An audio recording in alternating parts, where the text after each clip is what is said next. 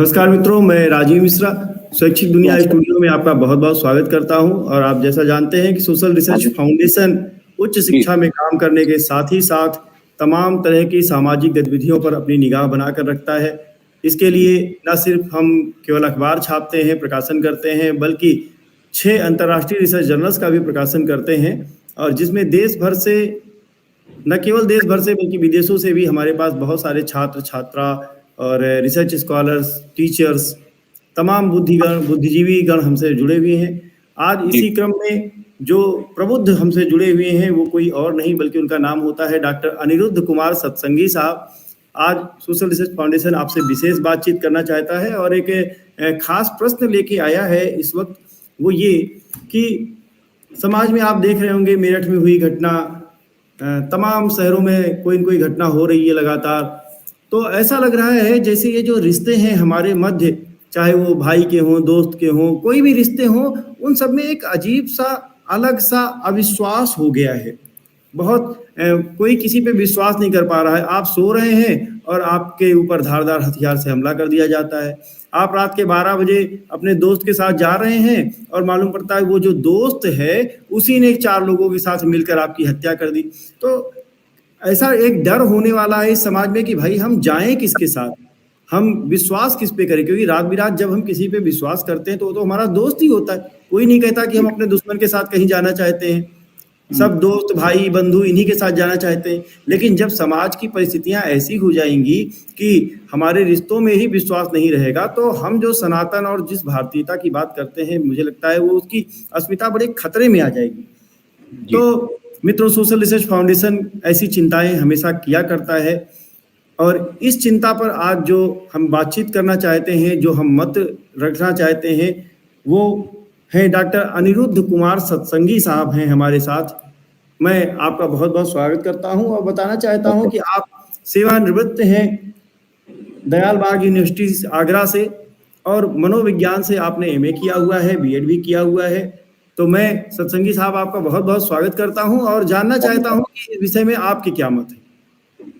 देखिए, दोपहर में जब नैनी जी ने हमसे संपर्क किया, उसके बाद हम अपने बचपन में पहुंच गए और विश्वास और अविश्वास के ऊपर तो हमको लगा कि कोई ऐसा विशेष अंतर नहीं है आज से 60 वर्ष पहले जो था और आज की तारीख में।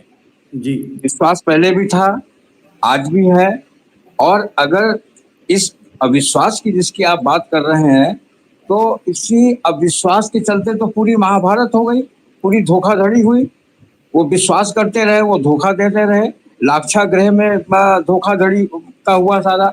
तो ऐसा नहीं है कि ये केवल आधुनिक समय की ये प्रॉब्लम है, ये हमेशा से रहा है और ये मानव स्वभाव में है। कोई संख्या के आधार पर हम देख रहे हैं, आबादी बढ़ रही है, उसके हिसाब से संख्या बढ़ रहा है, तो हमको लग रहा है ज्यादा हो गया, लेकिन अनुपात जो है वही है। विश्वास का और अनुपात का जो वो विश्वास और अविश्वास का जो अनुपात है, जो आज से 50 साल पहले था, जो आज से 100 साल पहले था, वो आज भी वही बना हुआ है।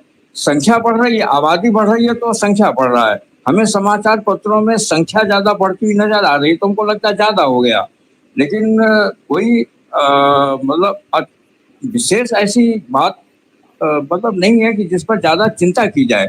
और ये हमेशा से रहा है और इसकी समस्याएं हुई हैं तो उसका समाधान भी निकाला गया है लोगों ने।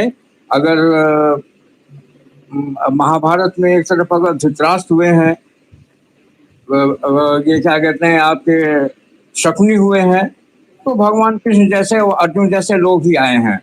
तो धोखाधड़ी और विश्वास और अविश्वास ये साथ साथ हमेशा से चलते रहे हैं और एक ही ढंग से चलते रहे, एक ही अनुपात में चलते रहे हैं। सतयुग वाली स्थिति को छोड़ दीजिए, आज के समय में तो हम नहीं समझ रहे हैं कि कोई सार्थक अंतर है, महत्वपूर्ण अंतर है। आज से 50-60 साल पहले जो हमने देखा, 60 साल पहले जो हमें बचपन की यादें हैं, जो हमारे मित्रगण थे, हम जैसे पहले थे वैसे ही आज भी हैं। और आज भी अपने मित्र मंडली में जो है विश्वास कर रहे हैं। पहले भी धोखा होता था, आज भी धोखा हो रहा है। तो कोई बहुत गंभीर अभी स्थिति नहीं है कि जिस पर हम बहुत ज्यादा चिंता करें। हाँ, ऐसा हो रहा है, उसके लिए कानून व्यवस्था है। जब वो पकड़ में आते हैं तो अपने हिसाब से वो अपना सारा काम करते हैं। अब मैं जो समझ सका वो तो यही है।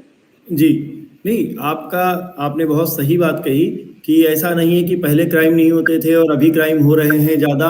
तो क्या इसको आप सोशल मीडिया को ज़िम्मेदार मानते हैं इसके लिए? क्योंकि पहले वही चीज़ हमारे संज्ञान में नहीं आती थी। अब नहीं चूँकि नहीं मीडियाबाज़ी ज़्यादा हो रही है, आप हर पल को जान ले रहे हैं, हर गली और मोहल्ले की खबर जान ले रहे हैं, तो शायद क्या ये अंतर है जो हमको ज़्यादा सुनाई दे रहा है? नहीं नहीं बिल्कुल नहीं साहब, क्या कहते हैं, ऐसा है, सोशल मीडिया की वजह से तो आज कम से कम हम घर में बैठे हुए हैं।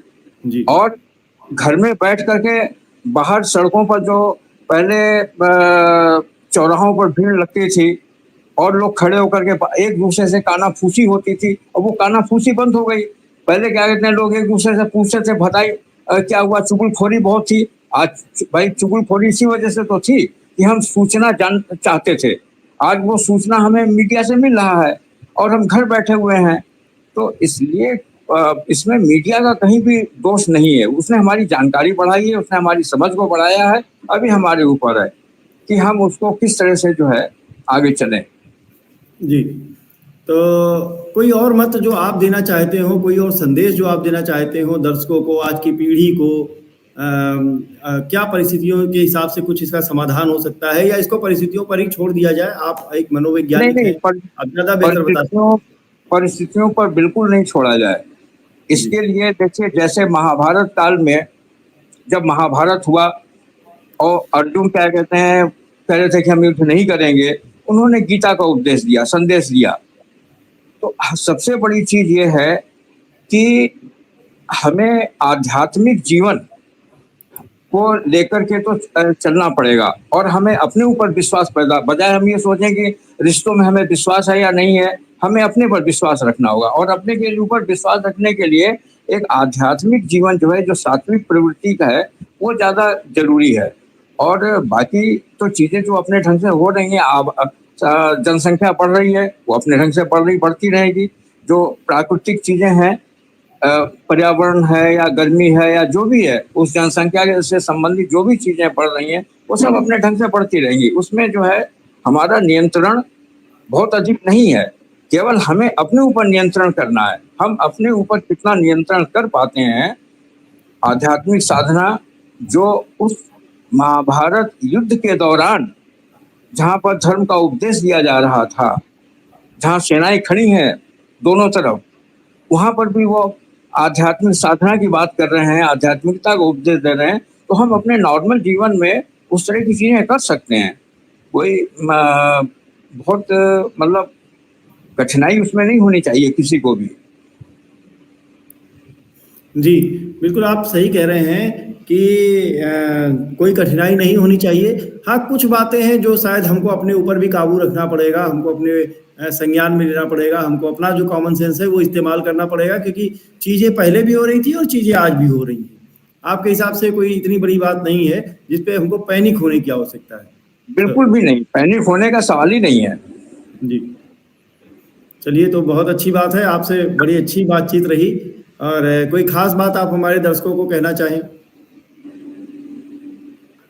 खास बात, हम लोग इसी तरह से मिलते रहें, सब एक दूसरे से इंटरेक्शन, अंतर क्रियाएं बहुत जरूरी हैं। और देखिए, इसी विश्वास की वजह से हम और आप बैठे हुए हैं एक दूसरे के साथ। आपको उम्मीद है कि हम कुछ सार्थक बात कर सकेंगे, हमें भी उम्मीद है कि हम आपके साथ जुड़ने के बाद कुछ हमारी सार्थकता समाज में हो सकेगी। तो विश्वास बना हुआ है, विश्वास में कोई कमी नहीं है, रिश्तों में कोई कमी नहीं है।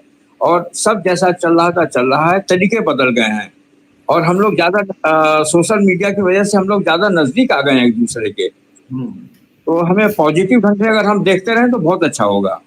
जी, सत्संगी साहब, बहुत अच्छी बातचीत आपसे हो रही है और बहुत अच्छा, मुझे भी बहुत अच्छा लग रहा है, क्योंकि जहाँ दिमाग में एक निगेटिविटी थी कि भाई हमको कुछ ऐसा देखा जाए, कुछ ऐसा निगेटिव समाज जा रहा था, लेकिन आपसे बात करने के बाद वो जो पॉजिटिविटी आई है, मुझे लगता है जो हमारे बीच हमारे दर्शक भी हमको सुन रहे होंगे, उनको भी एक पॉजिटिव अप्रोच मिली होगी कि ऐसी कोई नई बात नहीं है। ये है कि आप जिस विधि समाज को देखेंगे उस विधि समाज को दिखाई देगा, वैसा ही समाज दिखाई देगा। क्योंकि सोशल रिसर्च फाउंडेशन, आप जानते हैं, शोध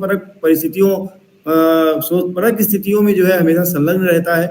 तो मित्रों, मैं आपसे बताना चाहता हूं कि यदि आपको डॉक्टर अनिरुद्ध कुमार सत्संगी साहब से कोई और भी प्रश्न पूछने हो, कभी कोई और जिज्ञासा हो, कभी और चर्चा करनी हो, तो आप हमारे कमेंट बॉक्स में या हमें व्यक्तिगत लिखेंगे। हमारे नंबर स्क्रीन पर आपको दिखाई दे रहे हैं, तो हम उनको पुनः चर्चा के लिए लेके आएंगे, क्योंकि मुझे नहीं लगता कि इतना पॉजिटिव व्यक्ति आपको कहीं मिलेंगे, इतने जो प्रबुद्ध हैं ये सत्संगी साहब। और यदि आपको, आपके मिलने वालों को, आपके बीच का कोई रिसर्च स्कॉलर है, उसे किसी किताब का प्रकाशन कराना हो, कहीं किसी जर्नल में अपने पेपर छपवाने हो, तो निश्चित रूप से जो स्क्रीन पर दिए हुए नंबर हैं, आप सोशल रिसर्च फाउंडेशन पे संपर्क करेंगे। और एक बात मैं और बताना चाहता हूं कि समय समय पर सोशल रिसर्च फाउंडेशन न केवल ऑनलाइन मीटिंग्स, बल्कि हम सेमिनार, वेबिनार इस तरीके के आयोजन भी करते रहते हैं। तो आप हमें चर्चा के लिए अगर कोई पॉइंट भेजेंगे, कोई शीर्षक भेजेंगे, टाइटल भेजेंगे, तो हम पुनः ऐसे प्रबुद्ध जनों को आपके समक्ष लेकर आते रहेंगे। इन्हीं शब्दों के साथ सत्संगी साहब, मैं आपको बहुत बहुत धन्यवाद देता हूं कि आपने हमारे दर्शकों के भीतर बहुत पॉजिटिव अप्रोच बढ़ा। बहुत बहुत धन्यवाद, आपने हमें मौका दिया और इसी तरह से हम लोग मिलते रहें, है ना। ये रिश्ते इसी तरह से बढ़ते रहें, हम तो यही उम्मीद करेंगे। बहुत अच्छी बात है, बहुत अच्छी बात है। पुनः धन्यवाद देता हूँ। नमस्कार।